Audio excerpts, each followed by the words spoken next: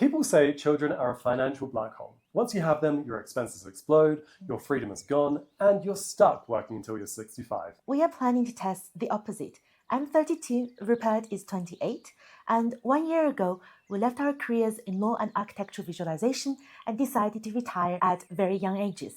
We have zero active income, and we're planning on having a baby soon. So can two early retirees responsibly have children without going back to work? Or are we being financially reckless? A lot of people say having children makes FIRE impossible, but for me, early retirement might be the only reason I'm choosing to have a child at all. If I were still grinding through the stress of a corporate lawyer, I honestly wouldn't have the health, the patience, or the emotional capacity to be the parent I want to be. In this video, we're breaking down why being early retirees might actually give our future child an unfair advantage, and exactly how much we are budgeting for raising a child. We will share how we think about big child raising decisions like education and private school, and why, having gone to Harvard myself, we are highly cautious about the elite education trap. Finally, we will answer the question, what might it mean for our child to grow up with parents who do not have a job? So let's get into it. Our decision to retire early is, first and foremost, a decision to live the life we actually want. We know that if we continued working for another 3 decades, our child will enjoy more material advantages. We might be able to pay for elite schools, expensive extracurriculars, or whatever costly ambitions they may develop one day. But parents are not just financial instruments for their children's future. Good parenting is not about maximizing a child's material opportunities at the cost of the parent's own well-being. Both of us deeply value autonomy. Without full-time employment, we are now much happier, healthier, both physically and mentally. Is that partly selfish? Yes, but we also believe that children benefit from having parents who are emotionally healthy, present, and not chronically stressed. We both worked in high-stress industries, and work easily spilled into our private lives. After 12-hour workdays, we were simply less patient, less compassionate, and less responsive to the people around us. Unfortunately, those are exactly the qualities children need most from their parents. So in our case, continuing our previous work might have given our future child more money, but it also could have given them more exhausted, emotionally depleted parents. Parents who would easily be overwhelmed by a screaming toddler, and that is not a small trade-off. In fact, I probably would not choose to have a child if I was still working as a lawyer. Modern society produces exhausted parents and exhausted children. We watched All Her Fault recently, and that show captures really well the impossible position many working mothers are put in. A lot of full-time jobs are still structured as if employees have no serious caregiving responsibilities outside of work. The system was largely designed around the old assumption of a male breadwinner with a wife at home managing the household.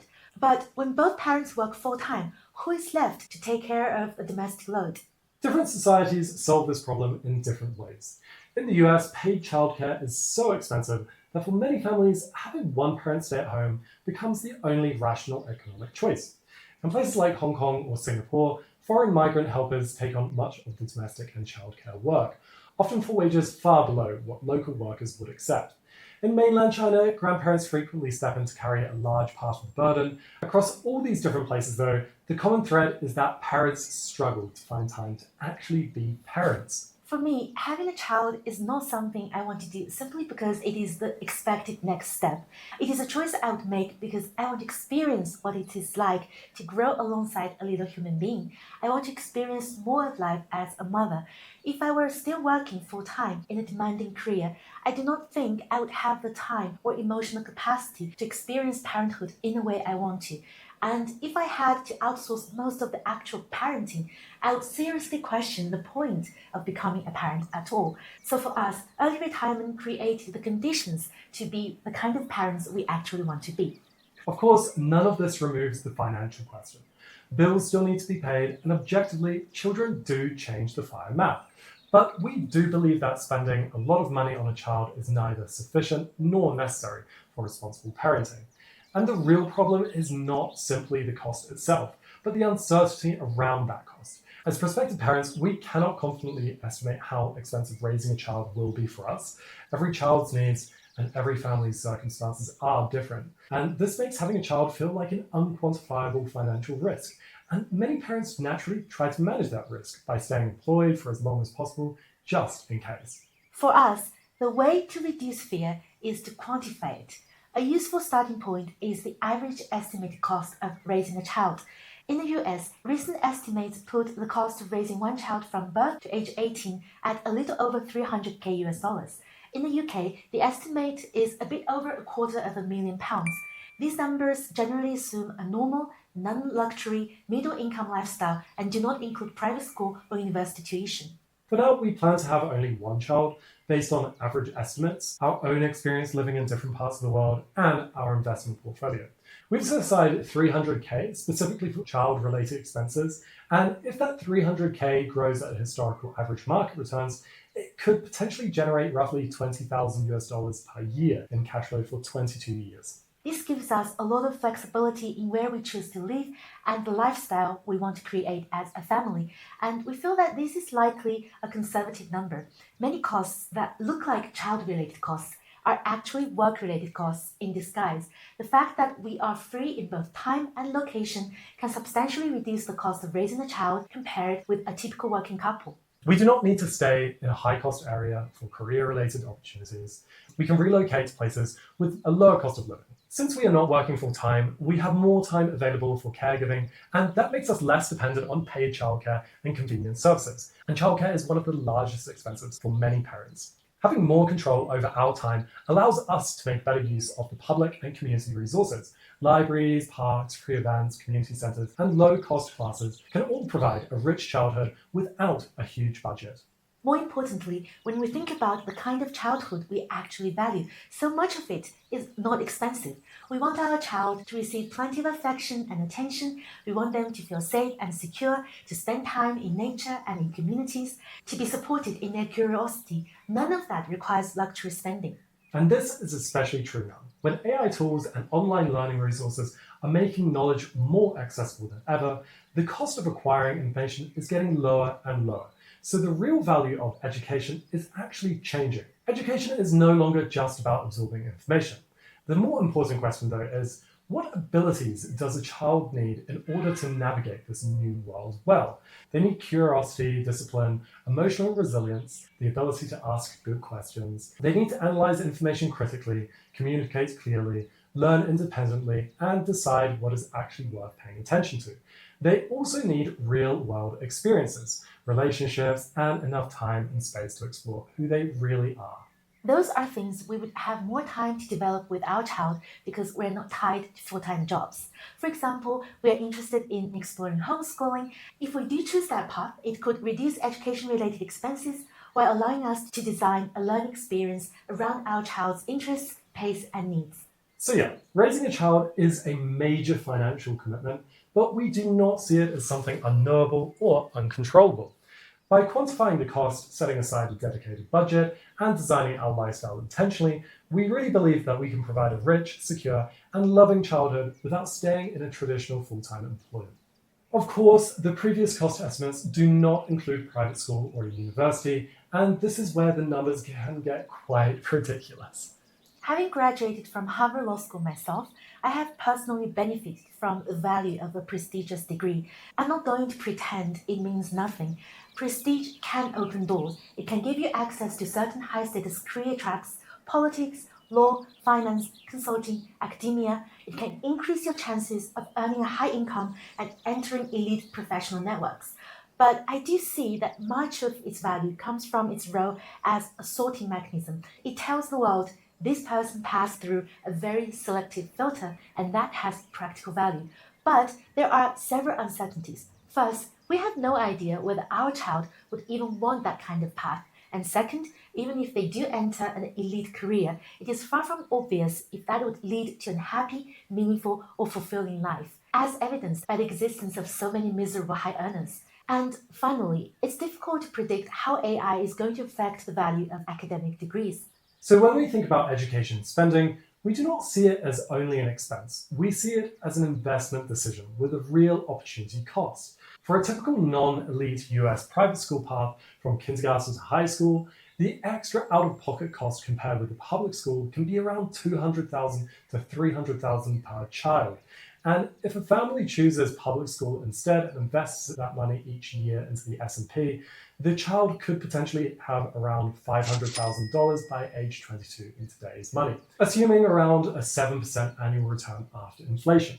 For more expensive elite private schools, especially when combined with private university tuition, the opportunity cost would be much higher, potentially 1 million USD or more by the age of 22.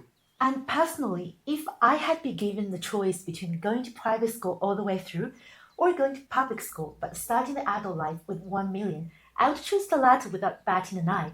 Instead of spending heavily on elite education, we'd rather invest the money saved so our child can begin adulthood with a strong financial foundation to give them the freedom to pursue their own path rather than feeling pressured to make life choices primarily because of money. And that does not mean that we are completely opposed to private school. If down the line private school is truly the right decision and fit for our child, we would still have options. Our $20,000 per year budget could cover private schooling in countries such as Spain, Portugal, Thailand, or Malaysia, where private education is much more affordable. And the same applies to university. An American private university is notoriously expensive, but there are many high-quality universities outside the US that are far more affordable. To help reduce future education costs, we are also working to give the child as many options as possible. Hopefully they will be born with a UK, New Zealand, and EU citizenship, and that way a $220,000 degree could cost closer to around $40,000 in the UK, or potentially be free in countries such as Germany. So, what would our child actually gain from having early retired parents? The obvious answer is time. Because neither of us is working full-time, it would be much easier for us to share childcare responsibilities while still protecting our own personal time. Our child would get meaningful time with both of us. And as early retirees, we are actually quite busy with personal projects. Content creation, doing a university degree, language learning, reading, music, and the occasional cheeky game. A job often comes with fixed hours and obligations that cannot easily be moved, whilst our commitments are flexible. That means we can prioritize our child when they most need us, when they're sick, struggling with school, going through a developmental change, or just needing some more attention for a while. Not working gives us the ability to respond to our child's needs in real time instead of forcing those needs to fit around our work schedule. We have so many things we genuinely want to share with our child. Both of us are language enthusiasts, and raising our child to be multilingual in at least English, Mandarin, and Spanish could be a great gift for them. Because we have location freedom, we could spend time in different countries and give our child real language environments. And travel itself would also become a part of their education. It could help them experience the diversity of the world directly. It could make them more adaptable, more curious, and more independent. And those qualities may be more valuable in a changing world than elite schools or perfect grades. I also want to share the world of books with them. I already have a list of books I would love to read together with them, but I'm just as excited to discover what they become interested in. And music is another thing we would love to bring into our family life. I play the guitar and a little bit of keyboard and create some music from time to time, and Christine plays the drums. And maybe one day we will form a small family band. We could also start a small business, do creative projects as a family, and all of this would be much harder if we were consumed by full-time jobs. There is one fear I have had. Would our child look at our life and think that we are lazy? Would they grow up without ambition because they do not see us going to traditional jobs every day? But when I really think about it, children are not born with these assumptions. They're not born believing that every adult must have a job, that a stable career is the only respectable path. They learn these ideas from society. And maybe our lifestyle would actually give our child a broader understanding of what life can be like. They would grow up seeing that adulthood does not have to be organized entirely around employment. They would see that a person can choose not to pursue the highest possible outcome and still live responsibly, meaningfully, and actively. Because we are not idle in retirement. We are still creating, learning, building skills, and experiencing life. We are financially literate and responsible. That may be one of the most valuable lessons we can give our child. That money matters, but it is not the only thing that matters. More money often comes at the cost of time, health, and freedom. A good life requires understanding those trade-offs clearly. A traditional job shouldn't be the only way to model responsibility. We live in a consumerist society. Naturally, parenting is also shaped by consumerism. It is so easy to believe that the more money you spend on your child, the better parent you are. But money is just one form of care. Time, patience, health, and presence are also forms of care. A different question we can ask is, would you rather give your child more money or more of yourself? That's it for today. Thank you so much for watching. If this video gives you some value, please give it a like and share it with a friend who might find it helpful. And if you enjoy thoughtful conversations about financial independence, slow travel, and language learning, don't forget to subscribe. We will see you in the next one. Bye!